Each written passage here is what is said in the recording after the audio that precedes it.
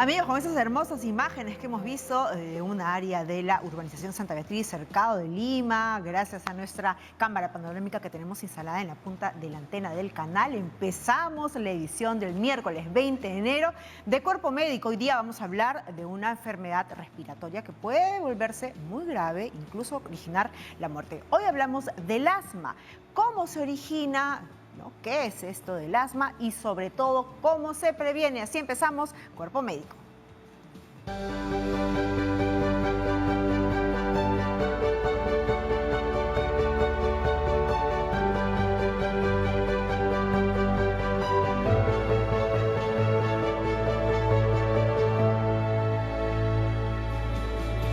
Recordamos que usted puede participar en nuestro programa con sus consultas y preguntas a nuestros especialistas llamando a los teléfonos que va a ver aparecer en la parte inferior de la pantalla, 619-0774, 619-0776 y 619-0777. También tenemos un teléfono celular donde hemos bajado el aplicativo del WhatsApp. También por ahí puede dejar un audio con su consulta y si gusta también puede hacer la pregunta a través de las redes sociales. Ahora sí, como usted está esperando, porque de esa manera nos lo ha hecho saber a través de las redes sociales, el bloque esperado del programa, el Momento COVID, donde vamos a hablar todo sobre el tema de actualidad que tiene pues en zozobra al mundo entero, la pandemia. Así que empezamos así el Momento COVID con Patricia García.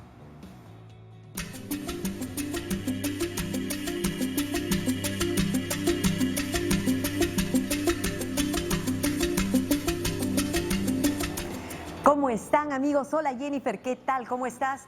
Y efectivamente, el día de hoy, en el Momento COVID, quisiera hablar de un tema que está probablemente en todas las redes sociales, lo veo a cada momento y también lo preguntan todos.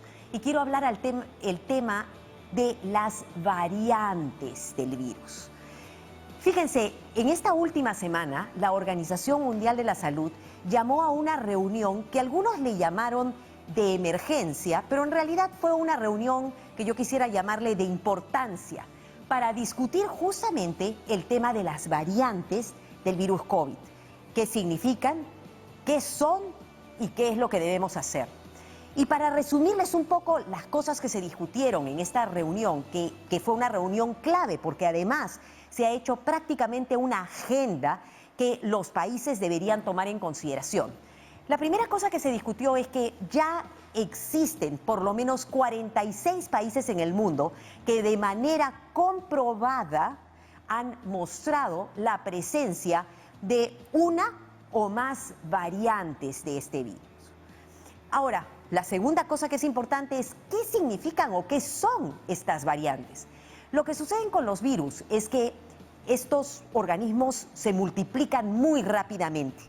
Y cuando se multiplican muy rápidamente comienzan a tener lo que se llaman mutaciones, que son ciertos cambios que los pueden hacer más o menos eficientes. Cuando tienen un cambio que los hace menos eficientes, la variante desaparece. Cuando el cambio que aparece dentro de la información genética que tienen, que los hace ser lo que son, cuando esa información los hace más eficientes, la mutación se va acumulando y se van acumulando diferentes mutaciones que los hacen más fuertes, más rápidos, sobre todo, lo más importante, más infecciosos. ¿Qué es incluso el caso, Patricia, de esta variante nueva de Reino Unido? Que es el caso de las variantes que estamos viendo en este momento que se están convirtiendo en las variantes predominantes. Ajá. Entonces no hay solamente una, ya hay varias y ahí vamos a ver entonces. Las variaciones de los virus aparecen cuando los virus se multiplican muy rápido y eso pasa cuando hay mucha transmisión dentro de un país, dentro de una comunidad, y estas variantes hacen que los virus sean más eficientes y la eficiencia principal es que los vuelven más infecciosos. El tercer mensaje que ha sido muy importante es que no solamente hay una variante, sino que ya hay varias. La primera que se detectó y se hizo, digamos, noticia en el mundo en diciembre del año pasado, ha sido la variante del Reino Unido, pero la verdad es que ya habían un par de variantes que habían aparecido unos meses atrás, que aparecieron, por ejemplo, infectando a algunos animalitos en Dinamarca, que tuvieron que matarlos a todos, son justamente los bisones, ¿ok? Esa era una variante, y hubo otra variante por otro lado, pero que también desapareció, pero esta variante del Reino Unido sí causó mucho movimiento. ¿Por qué? Porque esta variante ya acumulaba varias mutaciones, hasta 17 mutaciones, que hacían que el virus sea más infeccioso de varias formas. Una de las formas es que se pega mejor a las células, otra de las formas es que es capaz de pasar desapercibido por el sistema inmune. Entonces, la del Reino Unido, pero también, más o menos la semana pasada, también se comenzaron a reportar otras variantes. Esta variante que le llaman la brasilera, que en realidad se detectó en personas que venían de Brasil al Japón, y también un par de variantes que se han detectado en los Estados Unidos, una que le llaman la variante de Ohio y la otra la variante California. ¿Qué tienen todas en común? Que de una u otra forma son más infecciosas. ¿Y por qué se han detectado? Porque comenzaron a haber picos y los países tuvieron la capacidad de poder implementar un sistema de genotipificación, que es como decir, tratar de entender dónde se están dando las mutaciones. Y este sistema no es fácil. No es lo que normalmente se hace con las pruebas moleculares o las pruebas rápidas, no, esto requiere laboratorios especiales. Y el cuarto mensaje que se dio, que es importantísimo, van a ser 5, el cuarto es que los países tienen que mejorar sus capacidades y comenzar a hacer genotipificación para saber qué está pasando. Aquí en el Perú el Instituto Nacional de Salud ya comenzó a hacerlo, pero es caro, es complicado y no se puede hacer en todos lugares, hay que hacerlo donde se necesita. Y por último, ¿qué podemos hacer? Y la recomendación, finalmente, esta fue una reunión, Jennifer, que duró 6 horas, ¿ok? En la que estuvieron investigadores de muchas partes del mundo, todos discutiendo, y lo que al final se quedó es que la forma de poder evitar que estas variantes sigan apareciendo, porque van a aparecer en estos días y no tiene que causar pánico, es bueno que sepamos qué va pasando, es que tenemos que tratar de reducir la transmisión. Y volvemos nuevamente a las mismas recomendaciones. Tenemos que usar la mascarilla, el distanciamiento, la ventilación, y especialmente en países que prácticamente es todo el mundo y ahora también el Perú, en que estamos en segunda ola, tenemos que tratarnos de quedarnos en casa. O sea, es decir, Patricia, no darle la oportunidad a ese virus a que se siga multiplicando. Porque es lo esperable, ¿no? Que todo virus, que es un cuerpo vivo, tenga que mutar, ¿no? Y por eso yo te decía, ¿no? También que mutar nosotros con nuestros hábitos Así de es. vida. Y la segunda cosa, además de prevenir, es que la vacunación tiene que darse de manera eficiente y más rápida en los países. Hasta la fecha, y con eso termino para comenzar, porque veo que ya hay algunas preguntas que nos están llegando, no existe ninguna evidencia que las variantes que están apareciendo puedan ser resistentes a la vacuna. Y eso es una buena cosa, no hay evidencia. Los investigadores están evaluando eso y van a seguirlo evaluando, pero que podría aparecer en el camino alguna que pudiera ser resistente, por eso es que necesitamos monitorearlo y por eso es que hay que prevenir y tratar de comenzar la vacunación lo antes posible para parar la multiplicación del virus. Por eso es que cuando lleguen las vacunas lo que necesitamos es vacunarnos de manera masiva porque sabemos que tiene que haber un porcentaje amplio para que pueda ser de alguna manera mucho más sencillo. Vamos con la primera pregunta, llega desde el Callao. Juan, ¿cómo estás? Bienvenido a Cuerpo Médico. ¿Cuál es tu pregunta? Buenas tardes. Sí, quería saber la interpretación de la doctora ante una prueba que se haya hecho rápida, que sale IgG, y después puede hacerse una prueba del hisopado y sale negativo. ¿Cuál sería la interpretación ante esa situación? Muchísimas gracias por tu pregunta. Vamos a tener el día de mañana un programa en el que vamos a hablar de todas las pruebas. Pero IgG significa que has tenido la infección probablemente en el pasado. O sea, la prueba serológica mide tu respuesta inmune a la infección. IgG positivo, tuviste la prueba en el pasado, entonces por eso tu hisopado es negativo. No tienes la infección ahora. Vamos con otra consulta. Ana, ¿cómo estás? Bienvenida. Nos llamas desde La Victoria. Sí, señorita. ¿Cuál es su pregunta? Sí, señorita, buenas tardes. Mi pregunta es, yo tengo 69 años.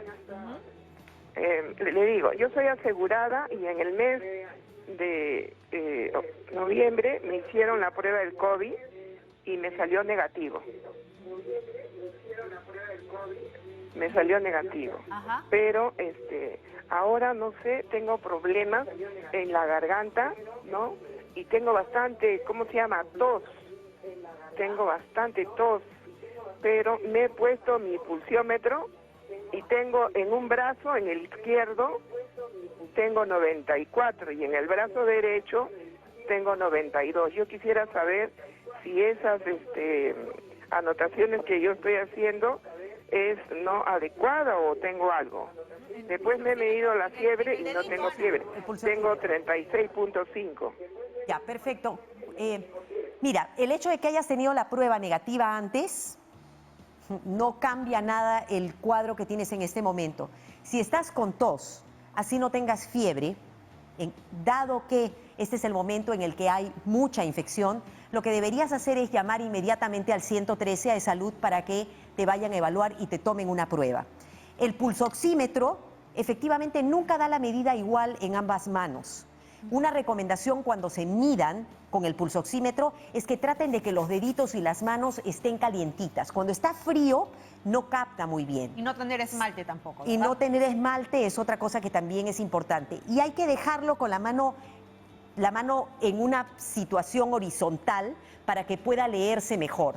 Si realmente estás con 94 y 92, que no me parecería porque te siento conversando sin cansarte, yo me preocuparía, porque la recomendación es, si la medida con el pulsoxímetro está menor de 95%, aquí en el ministerio dicen 93%, en otros países se usa 95%, uno tiene que pensar en que ya comienza a fallar la respiración. Entonces, en tu caso, tú me estás diciendo que está más bajo, lo que te recomendaría es llama de una vez a E-Salud para que vayan a hacerte el chequeo y ellos mismos te van a volver a tomar con el pulsoxímetro. En tu casa tranquila, asegúrate que tus manos no estén frías y vuélvetela a tomar. Pero de todas maneras, si tienes tos, requieres que te hagan la prueba.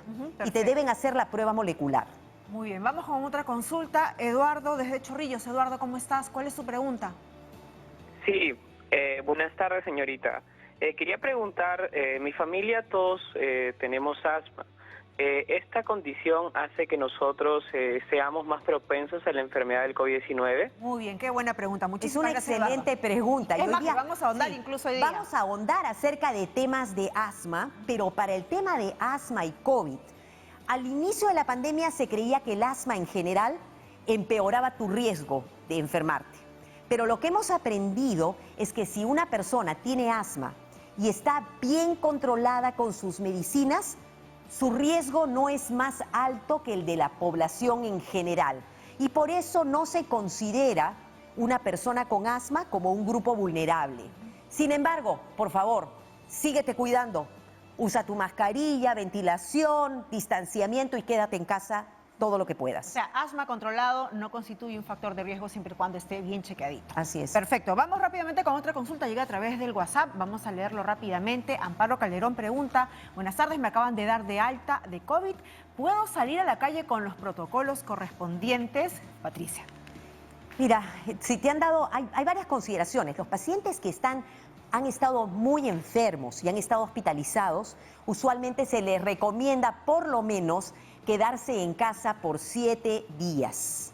Y es una recomendación porque cuanto más severo es el caso, elimina virus durante más tiempo. Entonces, pacientes moderados y aquellos pacientes que han estado en UCI, inclusive por lo menos 7 días en casa sin salir. Entonces, te recomendaría que por favor sigas disfrutando el descanso por 7 días. En general, a todos les estamos diciendo que se queden en la casa para evitar reinfecciones e evitar infectar a otros también. Hay que interiorizar que esta pandemia continúa y que lo que nos toca a nosotros es sacrificar algunas actividades cotidianas porque lamentablemente nuestro sistema sanitario, nuestro sistema de salud en el país puede colapsar en cualquier momento. Así que hay que sacrificar esas actividades y tomar, pues, evidentemente todas las medidas de protección y evitar las aglomeraciones, Patricia. Y sé que hay muchas más preguntas. No hay ninguna pregunta que sea mala, al contrario, todas nos permiten entender mejor qué debemos hacer. Así que los invito para que el día de mañana también, comenzando el programa, nos llamen y podamos seguir respondiendo todas las dudas que tengan acerca del COVID. Así que terminamos nuestro momento COVID, pero seguimos con el programa y el día de hoy vamos a hablar acerca de asma. Así es, el momento COVID, recuerde, va todos los días de lunes a viernes en el programa de Cuerpo Médico, que vamos en vivo de 2 a 3 de la tarde. Usted puede hacer todas sus llamadas y consultas y Patricia directamente se las absuelve. Recuerden, como he dicho bien claro ella, no hay pregunta mala ni pregunta repetida. Lo bueno es repetir todos los conceptos, sobre todo de las voces autorizadas, los especialistas, la ciencia verificada. Ahora sí, vamos a entrar de lleno al tema de hoy. Hoy hablamos del asma, vemos una nota introductoria y empezamos rápidamente con sus preguntas y nuestros especialistas.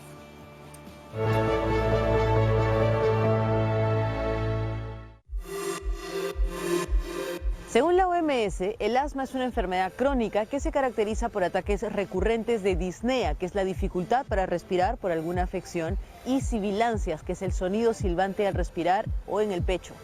Estas varían en severidad y frecuencia de una persona a otra y los síntomas pueden sobrevenir varias veces al día o a la semana. Y en algunas personas se agravan durante la actividad física o por la noche. También se menciona que durante un ataque de asma el revestimiento de los bronquios se inflama, lo que provoca un estrechamiento de las vías respiratorias y una disminución del flujo de aire que entra y sale de los pulmones. Los síntomas recurrentes causan con frecuencia insomnio, fatiga diurna, una disminución de la actividad y el absentismo escolar y laboral. La tasa de letalidad del asma es relativamente baja en comparación con otras enfermedades crónicas, pero no obstante, en años anteriores, según la Organización Mundial de la Salud, fallecieron aproximadamente 255.000 personas por esa causa.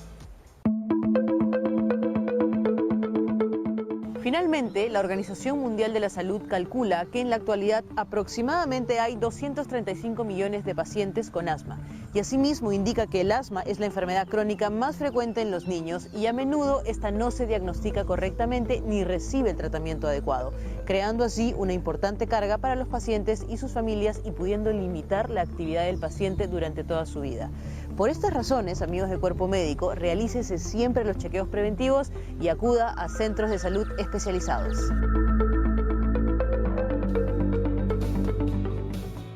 Muy bien, ahí hemos visto un poco el tema introductorio de qué es el asma. Recuerde, usted puede participar con sus preguntas y vamos a presentar a quienes van a el día de hoy responder todas esas consultas en relación al asma. Damos la bienvenida a la doctora Silvana de la Gala de los Santos. Ella es neumóloga del Hospital Nacional Hipólito Unanue, y también damos la bienvenida al doctor César Herrera Vidal, neumólogo del Hospital Santa Rosa. Ya hay una primera consulta, llega a través de redes sociales. Le damos rápidamente en el Facebook. Esta pregunta va para la doctora de la Gala.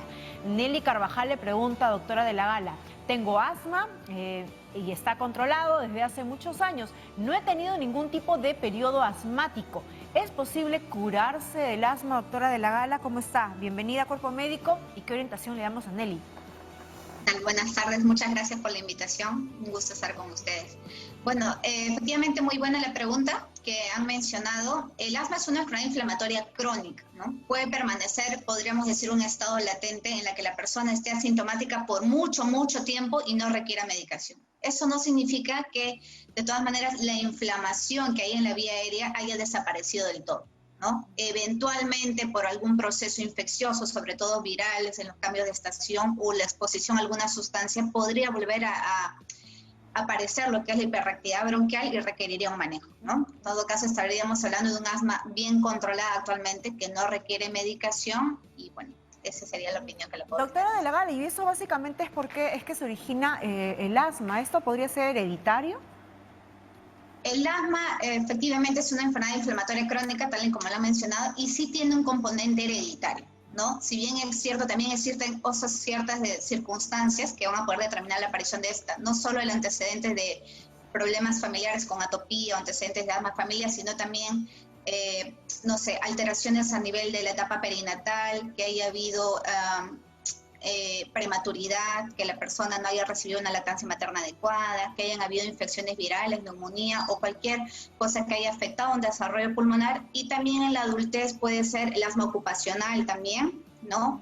En nuestro medio, en Lima, hay bastante congestión vehicular, lo que es la contaminación ambiental, son factores que también pueden contribuir al desarrollo de asma, ¿no? Si bien es cierto, es frecuente en los niños, también hay varias causas que podrían hacer que se presente en la adultez. La obesidad también que mencionaron en algún momento. Perfecto, y tenemos una llamada que nos llega desde Cañete. Stephanie, ¿estás ¿Aló? ahí? ¿Cómo estás? Sí, buenas tardes. Una consulta, por favor. Dinos. ¿Que el tratamiento con Budesma puede generar a largo plazo glaucoma? ¿El tratamiento con qué dijiste? Por favor, repite otra vez. Con Budesma. Con uretma. Budesma. Budesodine. Ok. Arin, Doctor Arin. Herrera, ¿cómo está? Bienvenido al programa. Bien, muy buenas tardes primero a TV Perú, a Cuerpo Médico por la nueva oportunidad que me brindan de poder participar en esta conversación. El tratamiento del asma tiene varios ítems. Uno de los tratamientos, una parte del tratamiento es aliviar los síntomas. Cuando el paciente tiene tos, tiene sibilancias, tiene falta de aire, se usan los llamados broncodilatadores. El salbutamol es el más común, el más popular, que es un medicamento que se usa para aliviar síntomas. La otra parte del tratamiento es la prevención. Entonces, cuando el paciente asmático tiene síntomas persistentes, requiere usar mucho broncodilatador para mantenerse estable, entonces uno debe usar preventivos. Los preventivos, la piedra angular del tratamiento del asma, son los corticoides inhalados. Budesma es budesonide. Entonces, el budesonide es un medicamento preventivo para el asma, es un corticoide inhalado. La ventaja de los corticoides inhalados es que son unas dosis muy pequeñitas, pero muy pequeñitas, que lo que hace cuando uno lo inhala, desinflamar los bronquios. Y en la medida que el asmático desinflame sus bronquios, su asma va a estar mejor controlada. Siendo una dosis bien pequeñita, es muy improbable que produzca problemas de glaucoma, ¿no?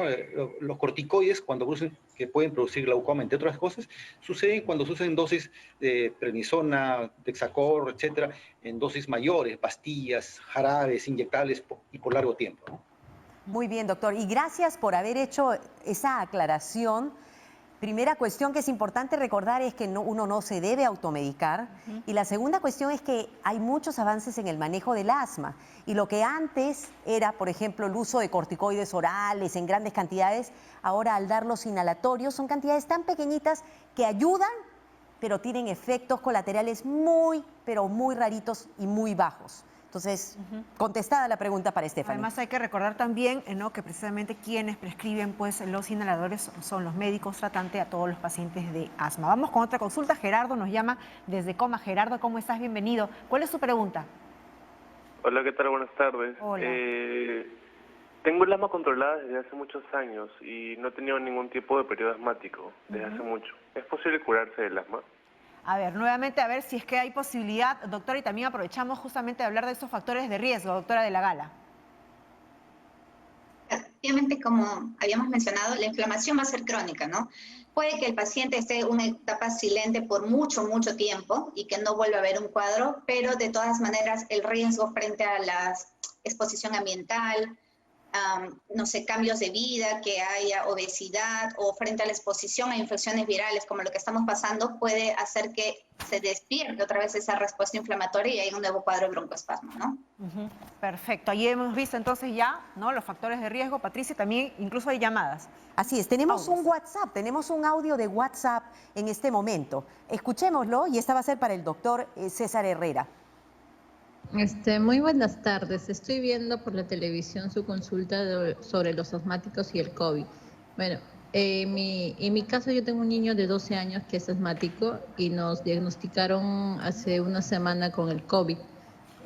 Bueno, hasta ahorita no tiene reacciones. ¿Cuáles podrían ser sus reacciones y qué tratamiento? Y encima mi hijo es alérgico a todo lo que es paracetamol. Perfecto. Entonces, doctor Herrera, la asociación entre COVID y asma y cuáles deberían ser los cuidados si hay una persona en la casa que tiene COVID y hay alguien por ahí que tuviera asma.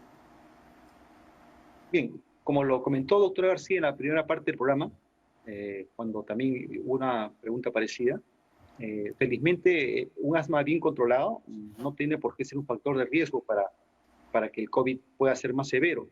Lo importante en este caso es la recomendación de que si el niño o la persona asmática tiene algún tratamiento, que lo mantenga, porque esa va a ser la manera de que el COVID no se complique, no haga otras complicaciones. Entonces, en cuanto al asma y el COVID, mantenga su tratamiento asmático continuamente. En cuanto al manejo sintomático, lamentablemente ser alérgico al paracetamol es una gran limitación, pero el manejo de la fiebre puede ser, por ejemplo, con medios físicos, que le llamamos. Hay gente que tiene miedo de bañarse porque está con gripe, o que está con resfrío, porque está con neumonía, y hay que perder ese miedo. El niño o la persona con fiebre que es alérgica al paracetamol se bañe, que use paños fríos para poder bajar la fiebre, que es una manera efectiva y de una manera aliviar los síntomas pues, relacionados al COVID. Perfecto. Y una cosa para recordar también es que en general, felizmente, la gran mayoría de niños que se infectan por COVID hacen enfermedades muy leves, esa es la primera cosa. La segunda, como lo dijimos antes, si es que hay alguien en la casa que está infectado por COVID, esa persona tiene que tratar de alejarse para tratar de reducir el riesgo que las otras personas en la casa se infecten. Si es la persona que cuida al niño, es la única persona, por lo menos ventilar bien la casa, lavarse bien las manos y mantener la mascarilla y mantener al niño con mascarilla para reducir el riesgo de infección. Perfecto, vamos con una consulta, llega a través del Facebook, vamos a leerla rápidamente. John Paucar le pregunta a la doctora de la Gala: soy asmático, pero trato en lo mínimo de utilizar inhaladores porque tienen corticoide. ¿Son estos riesgosos para mi cuerpo en relación también a lo que podría producir estos medicamentos? Doctora de la Gala. Efectivamente existe como una especie de mito, hay un temor de la población el usar los corticoides, ¿no? Como bien lo mencionó el doctor Herrera, efectivamente los corticoides inhalados justamente vienen en esa presentación porque tienen una poca cantidad de corticoides y su efecto es más que todo local, entonces es beneficioso porque el efecto es más que todo para la vía aérea. Entonces, la piedra angular del tratamiento como agente antiinflamatorio y cuya acción local es el corticoide. No hay que tener temor. Ahora, otra cosa también es que cuando hablamos del asma, para ver el manejo, el control del asma, existen pasos a seguir, existen dosis a seguir. Puede haber un momento en que, si bien es cierto, algunos tienen el temor de que van a usar indefinidamente corticoides, no necesariamente es así, ¿no? Una vez que nosotros hemos encontrado con una dosis el control del asma, progresivamente, paulatinamente en el tiempo podemos bajar a dosis mínima e inclusive retirar los corticoides, como los casos previos que han comentado algunos pacientes que no requieren medicación, ¿no? Entonces, no debe haber el temor. Si yo no controlo mis síntomas, no mejoro, tengo que recibir corticoides y ya será el médico especialista el que dictamine la pauta, la dosis y el tiempo que va a durar, sin temor a que esto pueda producir alguna adherencia, alguna dependencia a los corticoides. Claro, doctora de la Gala, además tomando en cuenta que es una enfermedad crónica, imaginamos que el paciente que tiene asma visita periódicamente a su médico tratante, el especialista, quien es el que hace justamente lo que nos comentaba, dosificar qué medicación, en qué dosis se le va a dar. Claro, exactamente, ¿no? Porque corremos el riesgo de que si la persona no sigue la prescripción de su doctor, no quiere recibir corticoides, va a tener exacerbaciones frecuentes, va a tener ingresos frecuentes al área de emergencia justamente porque no hay un adecuado control, ¿no? Y en estas épocas de pandemia es peor estar haciendo reingreso frecuente. Entonces, lo recomendable es acudir al especialista y cumplir con la terapia que ya progresivamente se irá retirando. Y recordemos siempre que quien da el alta médica es el médico tratante. Vamos a hacer una pausa, amigos, ¿qué les parece? Pero recuerdo, hoy estamos hablando y aprendiendo mucho más en relación al asma, así que regresamos con más de sus consultas. No se muevan.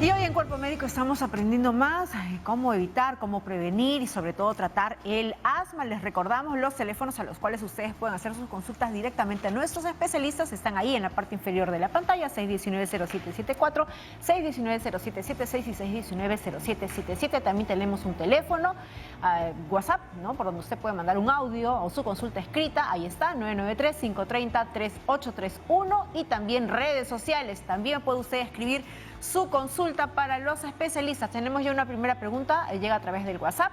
Vamos a leerla rápidamente para el doctor Herrera. Doris le pregunta, doctor Herrera, me diagnosticaron broncoespasmo. ¿Es igual que el asma? Doctor Herrera, ¿qué podemos responder también para nosotros aprender un poco más? ¿Qué es el broncoespasmo?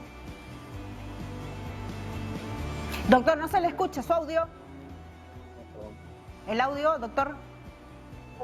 Estoy con el audio. ¿Me copian? Perfecto, lo escuchamos, ahora sí. Perfecto. Sí. Broncoespasmo significa bronquio cerrado. Una de las características del asma es que el bronquio se cierra intensamente, y eso puede provocar tos, silbido de pecho, falta de aire. Es una de las manifestaciones del asma. Pero el broncoespasmo es una situación que puede presentarse en muchas enfermedades. En la bronquitis aguda, la bronquitis crónica, la neumonía incluso puede cursar con broncoespasmo. O sea, broncoespasmo no significa asma. Broncoespasmo es una de las manifestaciones del asma. Y es cuando uno tiene broncoespasmo, el tratamiento inicial para aliviar el síntoma es el broncodilatador, que es el salbutamol, y que es recomendable siempre usarlo como aerosol, como inhalador, porque un problema de los aerosoles, de los broncodilatadores, es que además de abrir el bronquio, alivian la respiración, pero también pueden provocar taquicardia, pueden provocar temblor de manos, sobre todo cuando se usa en formas orales, en jarabes, pastillas, inyectables. Es mejor no usarlas. Es mucho más efectivo y menos dañino usar el salbutamol, el broncodilatador, como aerosol, como inhalador. Doctor, entonces, Herrera, para que quede un poco más claro, el asma siempre puede originar estos broncoespasmos, pero también lo puede originar otras dolencias, afecciones, malestares. Así es. El broncoespasmo no es exclusivo del asma, también puede aparecer en otras enfermedades. Doctor Herrera, aprovechando que usted habló acerca de los broncodilatadores y el salbutamol, hay gente que cuando su médico le receta los inhaladores, y usualmente ya no hablamos del inhalador corticoide, sino del inhalador salbutamol o broncodilatador, no quieren usarlo porque dicen, me han dicho que daña el corazón, o da taquicardia, o da esa tembladera. ¿Qué le podría decir a las personas a las cuales su médico le indica los broncodilatadores como aerosoles? Bien.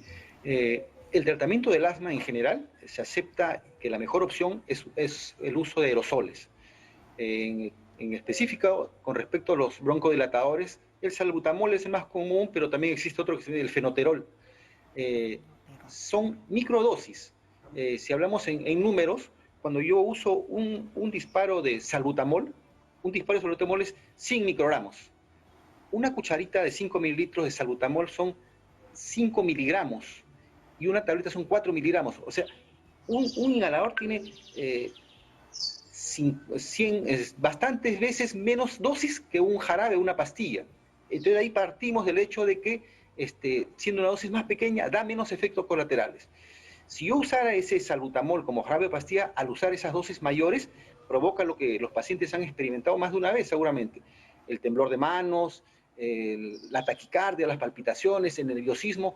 Los niños cuando usan jarabes se ponen muy nerviosos, irritables, corren, están intranquilos, se les quita el sueño por uso de jarabes o pastillas. Más efectivo es el inhalador, es más efectivo porque va directamente al bronquio y da mucho menos efectos colaterales. Muy bien. Finalmente, la dependencia de estos productos es falsa, es un mito. No existe dependencia en los inhaladores.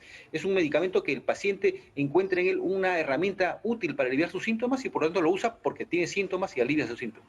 Perfecto. Entonces nos está quedando con respecto al asma, número 1, que los corticoides inhalados son una parte importantísima del manejo, igual que los broncodilatadores. 2, que el médico tiene que indicarlos y un paciente asmático tiene que acudir para sus controles. Y 3, que los inhaladores no causan dependencia y que las dosis que se dan son muy chiquititas, pero llegan directamente a los bronquios. Y si el médico se los ha indicado, debe usarlo. Pastillas, jarabes y esas cosas, esos ya son del siglo pasado. Hoy en día lo que se están usando son los inhaladores. Llega directo. Tenemos entonces ahora una consulta que nos viene desde Breña y es Fernando. Fernando, ¿estás ahí? Sí, hola, buenas tardes. ¿Cómo está, Fernando? ¿Cuál es tu consulta para la doctora de la gala? Buenas tardes, mi consulta era si quería saber si es verdad que los deportes, como por ejemplo la natación, ayudan a las personas que son asmáticas. Muy bien. ¿Qué hay de los deportes y el asma, doctora? La natación, por ejemplo. La natación es bastante ventajosa, sobre todo porque es un deporte que nos permite adquirir resistencia, pero no hay la percepción del cansancio, el agotamiento físico, como si otro tipo de actividades como el correr, subir escaleras, qué sé yo, ¿no? Es bastante ventajoso, sí. De todas maneras, puede contribuir a mejorar un poco lo que es la sintomatología, el control, sí va a contribuir, pero no es que sea todo. De todas maneras, se requiere hacer una adecuada evaluación del grado de severidad del asma, la necesidad de medicamentos, y también se puede indicar lo que es deportes como la natación, ¿no? No hay ningún problema en ese sentido. Muy bien, vamos rápidamente con otra consulta, llega a través del WhatsApp para el doctor Herrera, vamos a leerla ahí rápidamente. Eliseo Rojas pregunta, ¿el uso de la mascarilla provoca una respiración más difícil en los asmáticos? ¿Deberíamos usar poco las mascarillas para evitar este tipo de dificultades respiratorias, doctor Herrera? Primero, un no rotundo.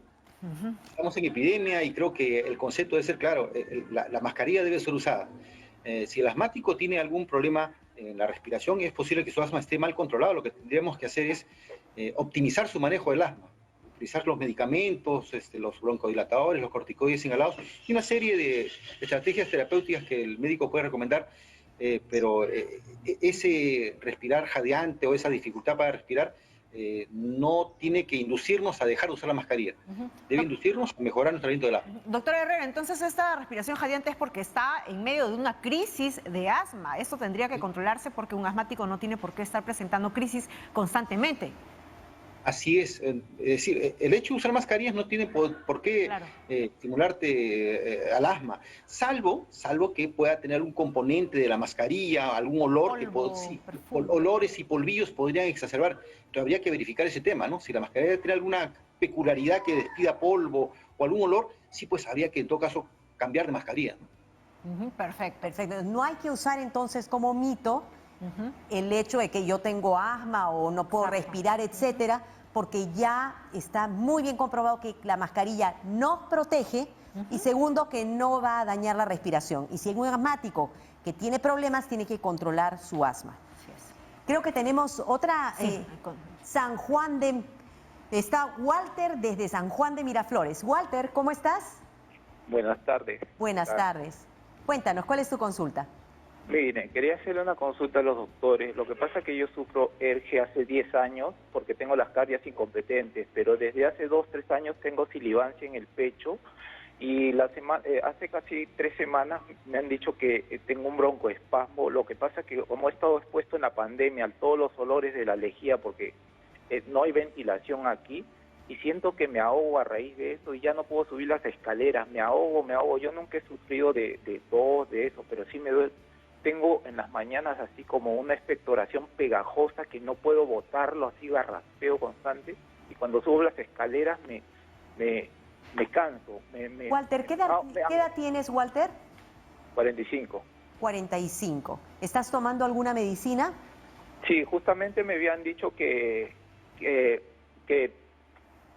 un aerosol, un inhalador, me habían dicho que fluticasona más salmeterol en la mañana y en la noche, pero me dijeron que primero debería hacerme la espirometría para ver la raíz de mi problema. Yo quería saber si esta medicina va a afectar la espirometría o no. O también otro médico neumólogo me ha dicho que yo no necesito eso, debería ser salbutamol, por eso me crea incongruencia con esas...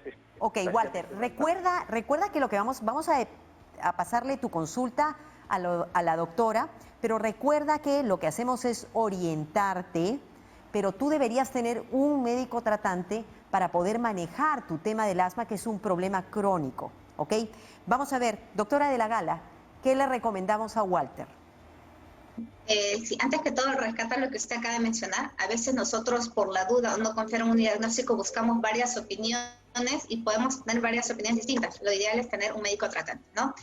Otra cosa también, es importante, habría que sentarse con él, ver cuál es la antigüedad, si ha habido síntomas, ¿no?, de algún problema crónico, ¿no? Que un asma debute así de un momento a otro sin haber episodios previos llama la atención. Otra cosa también es que está bastante en la mano lo que ha mencionado él, el hecho de tener un reflujo gastroesofágico hace que efectivamente las válvulas sean incompetentes, ¿no?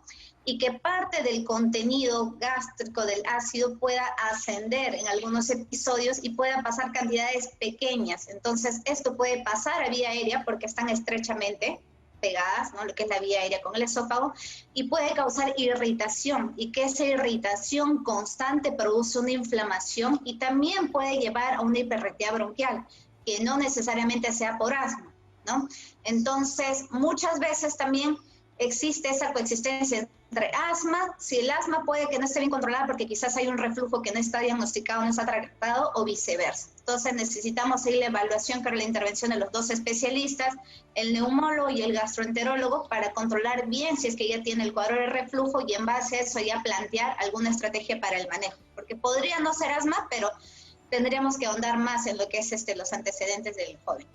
Doctora, para que les explique a los televidentes qué cosa es una espirometría, porque él dice que primero un doctor le dio un par de remedios, o sea, los dos inhaladores, pero le dijo no los tomes sino hasta que te hagan la espirometría. Y entonces él quiere saber si ya de una vez puede comenzar, porque todavía no se puede hacer la espirometría. ¿Qué cosa es la espirometría y qué debería ser? La espirometría es una prueba de función pulmonar que consiste básicamente en soplar, ¿no? Entonces ya existen valores estándares que calculan ya en los sistemas de espirometría en base al peso, edad y talla, y esto nos permite, es el gold estándar, la prueba para diagnosticar lo que es el asma bronquial, porque nos permite ver problemas obstructivos de vía aérea, y el asma es una enfermedad inflamatoria crónica de vía aérea. Lo que le ha mencionado uno de los doctores es correcto. Para nosotros llegar a hacer una buena prueba de espirometría, lo ideal es que esté sin medicación el paciente. Obviamente, si es un paciente que está exacerbado con mucho broncoespasmo, disnea, no le puedo hacer porque me va a salir peor el resultado de lo que en realidad es, ¿no? Pues estamos hablando de un paciente tranquilo, ¿no? Lo ideal es que la prueba se le haga, existe la prueba sin inhalador y post-broncodilatador, porque la espirometría se diagnostica el asma con la prueba post-broncodilatadora. Entonces, no usar ningún inhalador, al menos el día de la prueba, y el día de la prueba llevar sus inhaladores para poder hacer una adecuada prueba, un adecuado examen, y en base a eso llegar al diagnóstico. Perfecto. Ya tenemos una última consulta, vamos a leerla, es a través del WhatsApp que llega para el doctor Ramos. Ahí está, César Pardo pregunta, tengo bronquiectasia, ¿puedo tener asma con el tiempo? Y en principio, doctor, ¿qué es bronquiectasia? Soy el doctor Herrera, por si acaso. Doctor Herrera, perdón. Sí, la bronquiectasia es una deformación de los bronquios, de la vía respiratoria. Con frecuencia sucede posterior a infecciones respiratorias. En nuestro país hay mucha tuberculosis, por ejemplo, y una cicatriz, una secuela de la tuberculosis es la deformación de ciertas porciones del árbol bronquial, una deformación. El árbol bronquial, que son pequeños tubitos que se dividen simétricamente, se convierten en pequeñas bolsas. Las bronquiectasias son eso, pequeñas bolsas bronquiales que suelen acumular mocos, secreciones, producen infecciones recurrentes, a veces hasta sangrado, hemoptisis. Estos pacientes portadores de bronquiectasias pueden hacer broncoespasmo. Las secuelas de la tuberculosis hacen síntomas a veces semejantes al asma. Entonces son síntomas de tos crónica, mucha producción de moco y sibilancias. Asemeja mucho, estas secuelas de la tuberculosis o secuelas de infecciones respiratorias asemejan mucho al asma. Entonces el médico tiene que evaluar el caso, tiene que evaluar a través de exámenes, radiografías, tomografías, también espirometrías, para dar una definición clara de lo que tiene el paciente, si es solo una secuela de TB, son síntomas de la bronquiectasia o es asma, ¿no? Y para redondear, también es bueno recordar que estos casos, estos pacientes con broncoespasmo que pueden ser secundarios a bronquiectasia, también el salbutamol es útil, el salbutamol, el broncodilatador es útil para aliviar esos síntomas.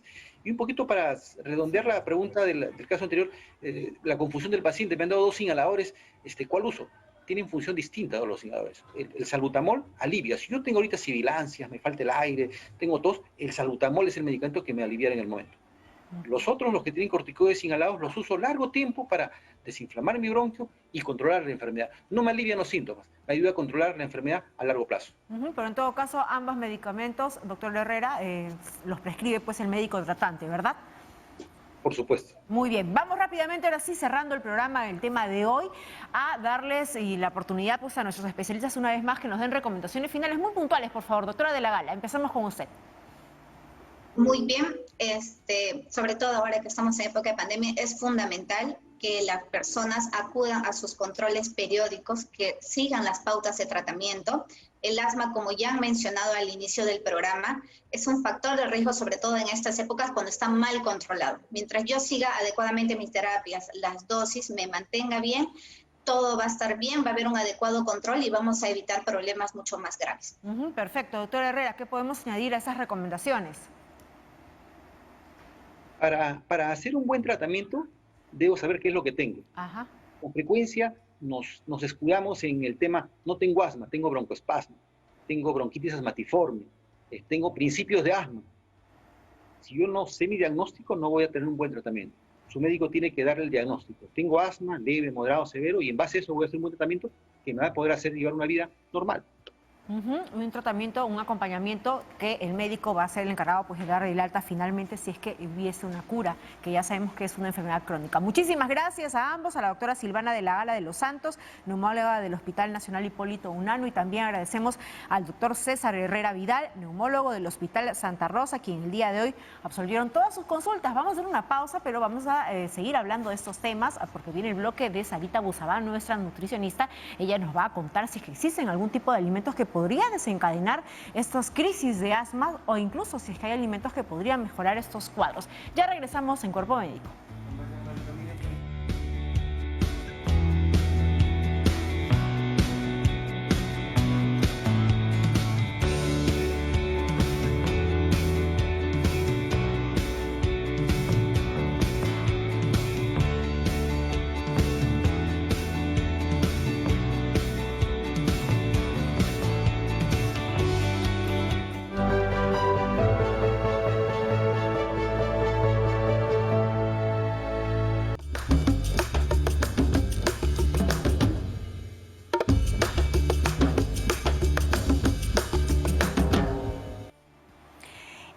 Una pregunta frecuente. ¿Los alimentos tienen la capacidad de exacerbar los síntomas del asma o tal vez de disminuir o prevenirlos?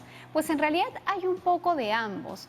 De hecho, los alimentos, en la medida que se consuman de manera variada y balanceada, van a permitir que nuestro cuerpo tenga todos los elementos para que funcione mejor y dé mejores respuestas, incluso si estamos frente a una de tipo alérgico, inmunológico, una respuesta desordenada del cuerpo, donde algo de esto tiene que ver también con el asma.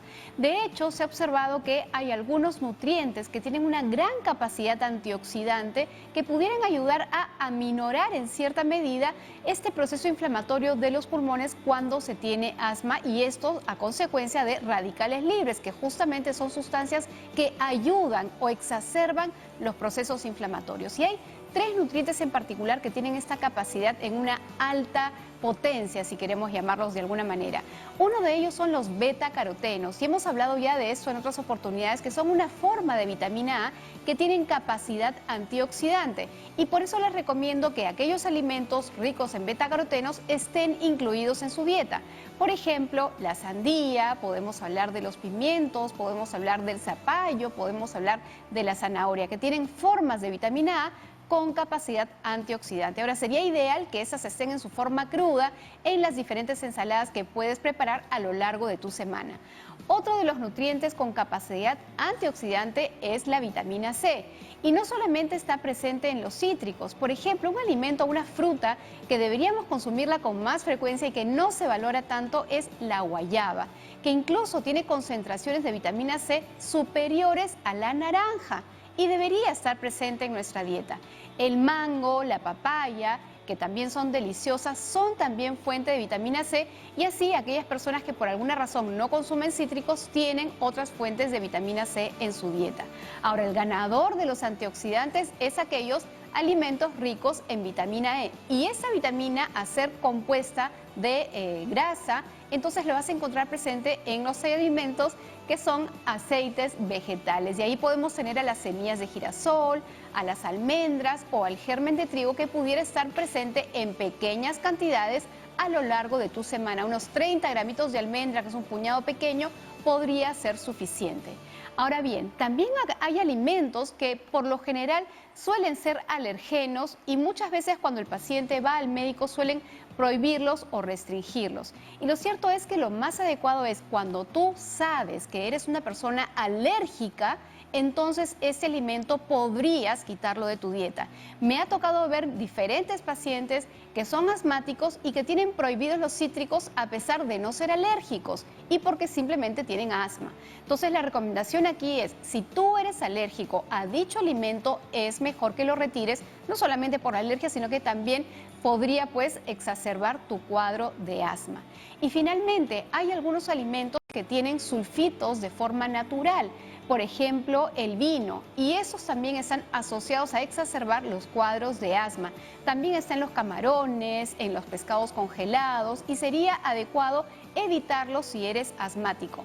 Ahora, los sulfitos también se usan como conservantes en los alimentos y puedes identificarlos porque están en una nomenclatura que inicia con la letra E y el número 220 hasta el 228, es decir, E220, E221 y así hasta el 228. Esos son aditivos alimentarios que tienen sulfitos y estarían asociados también a poder agudizar los cuadros o los síntomas del asma. Y finalmente, recuerda que si eres asmático es muy importante que estés en tu peso saludable, en un peso ideal.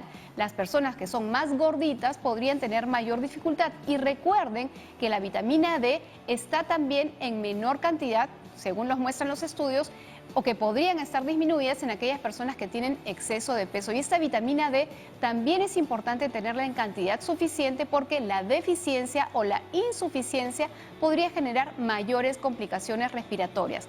¿Dónde encuentras vitamina D?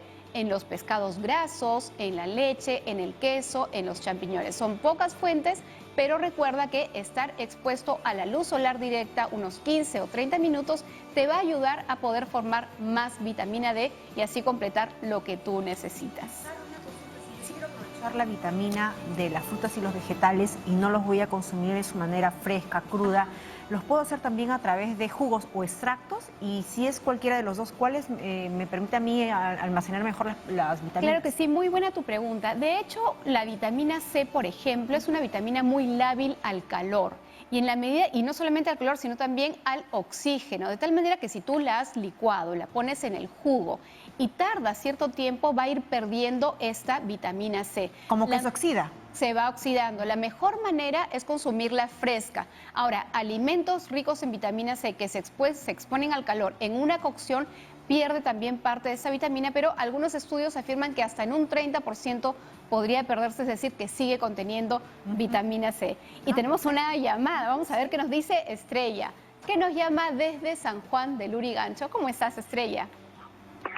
Hola, buenas tardes. Sí, es que tengo una prima que es asmática y quería saber qué alimentos le puedan ayudar para expectorar las flemas en caso de tener un periodo asmático o despejar las vías respiratorias. Esta pregunta me encanta. ¿Quieres que te diga qué cosa es la mejor manera natural de expectorar? Tomando agua.